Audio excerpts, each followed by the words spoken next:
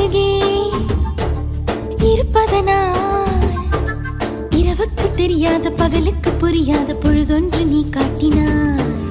இதயத்தில் நீ இருப்பதனால் நான் தூங்கும் நேரத்தில் என்னுள்ளே தூங்காமல் நெஞ்சுக்குள் வாயாடினாய்.